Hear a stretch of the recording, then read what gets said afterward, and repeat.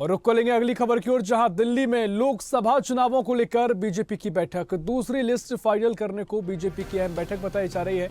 और भारतीय जनता पार्टी की दूसरी सूची आज जारी होने की संभावना है। एमपी की भी 5 सीटों पर नाम सामने आ सकते हैं। बीजेपी ने मध्य प्रदेश की 5 लोकसभा सीटें रखी होल्ड और धार, इंदौर, उज्जैन, छिंदवाड़ा, बालाघाट सीट पर नाम का ऐलान नहीं किया गया है। एमपी बीजेपी की होल्ड सीटों पर संभावित नाम रानी जाटवा बताई जा रही है, जो कि उज्जैन से संभावित नाम है।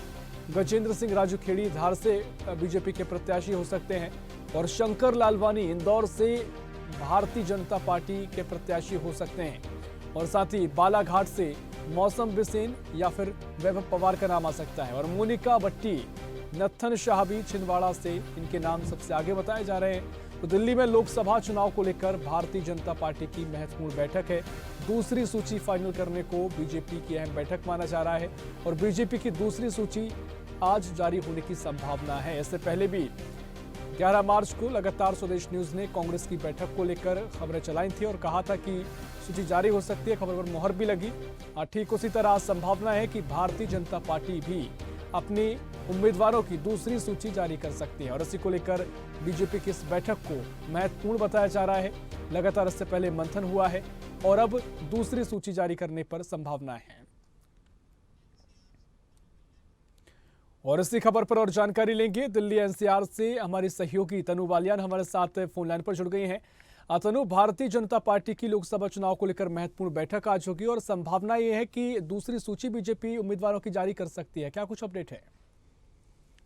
बिल्कुल ऋषभ, मैं आपको बता दूं कि बीजेपी ने लोकसभा प्रत्याशियों के नाम की जो दूसरी सूची है वो ऑलमोस्ट फाइनल कर ली है।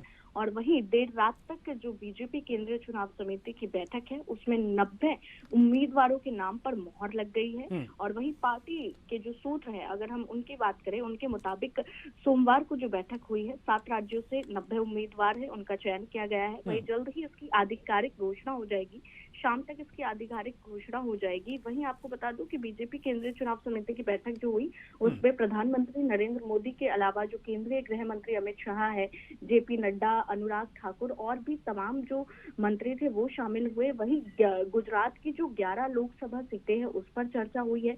7 सीटों पर उम्मीदवारों का नाम तय किया गया। मध्य प्रदेश की जो बाकी की 5 सीटें हैं उसमें भी 4 पर उम्मीदवारों के नाम पर मोहर लग गई है। और वहीं बैठक के दौरान कुछ राज्यों के उम्मीदवारों के नाम को लेकर भी चर्चा हुई है। तो जो ये पूरी पिक्चर है ऋषभ, ये आज शाम तक क्लियर हो जाएगी। चाहे महाराष्ट्र की 25 सीट हो, तेलंगाना की 8 और वहीं हिमाचल की 4 और कर्नाटक की जो 28 सीटें हैं वो भी इसमें शामिल है।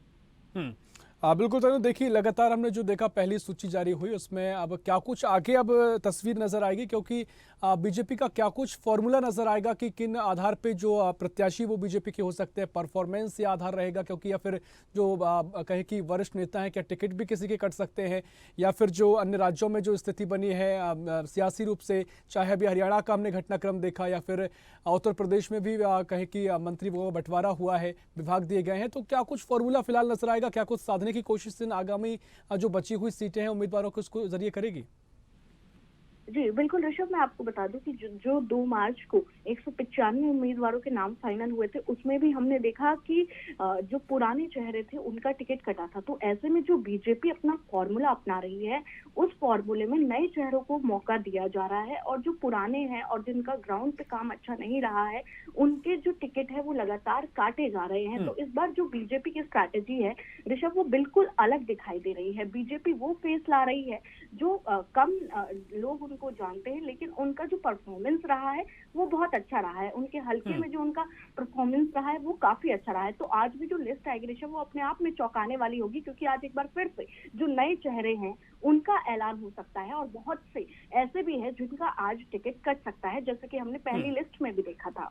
निश्चित तौर पर देखना महत्वपूर्ण होगा, क्या कुछ लिस्ट आने के बाद सियासी तस्वीर नजर आएगी। फिलहाल बहुत शुक्रिया आपका तमाम जानकारी साझा करने के लिए।